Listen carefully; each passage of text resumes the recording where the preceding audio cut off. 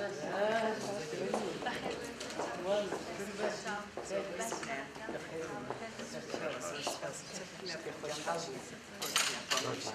باشك يا أحمد. روش باشك سرچاو بخير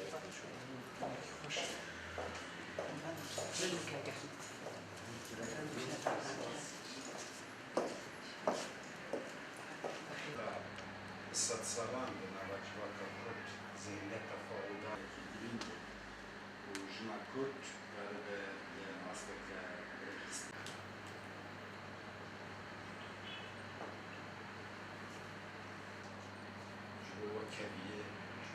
ديمقراطية کۆبوونەوەکەمان ئەمڕۆ لەسەر یەکێتی نەتەوەیی بوو و ژنان هەمیشە لە مێژووەوە ڕۆڵێکی گرنگیان بینیوە بە تایبەت لەم سەردەمای ژنی کورد ڕۆڵێکی زۆر بەرچاوی بینیوە کە سەرنجی جیهانی بەلای خۆیان ڕاکێشاوە بۆیە ئێمەش لە گفتوگویان لە ڕێکخراوی ژنان کە هێزەکانمان تواناکانمان بکەین بە یەک و ببین بە پێشنگ بۆ گرتنی یەکێتی نەتەوەیی. پێشوازیەمان چۆنە بینن داواکاریتان لەمان چی بوو وەڵامیوان چی؟ بەڵێ ئێمە پەیوەندیمان ینی لە کۆنەوە هەیە و پەیوەندیمان بەردەوام هەیە لەبەر ئەوە ئەم چاوپێکەوتنەمان وەکو چاوپێکەوتنێکە کە دوو لایەن بە یەکەوە قسە ئەەکەین بەڵام لە بیر و بۆچوونەکانمانە بۆ پرسی یەکێتی نەتەوەی یەکین لەبەر ئەوە بڕیاری هەردوو لامانە کە پشتگیری لە یەکێتی نەتەوەی ئەەکەین ئەوە نییە بڵێ داوای ئێمەیە داخوازی هەردوو لامانە بە خۆشحاڵیەوە پاشەوەی گفتوگۆمان کرد لەسەر لایەنەکان کۆکین لەسەر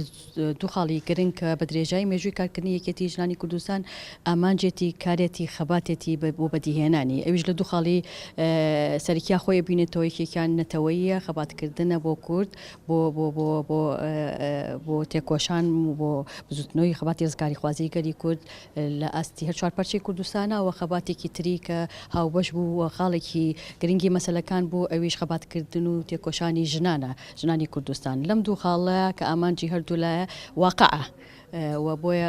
خاڵ هاوبەشەکانمان نزیک بوون لەیەکەوە و خەباتکردن بۆ یەکێتی نەتەوەی کوردستان خەباتێکە کە باوەڕی هەموو تاکێکی کووردە باوەڕی ڕێکخراوە باوەڕی هەردوو لابوو بۆیە خاڵە هاوبەشەکان لەو دوولایەنەوە گفتوگۆی لەسەر کرا و هەوڵدرا کە میکانیزمی جیاواز و بەرفراوانتر بگیرێتە بەر بۆ بەدیهێنانی ئەو ئامانجانەی کە هەردوو لامان کۆک بووین و هەموو تاکێکی کۆکە لەسەر ئەو دوو خاڵ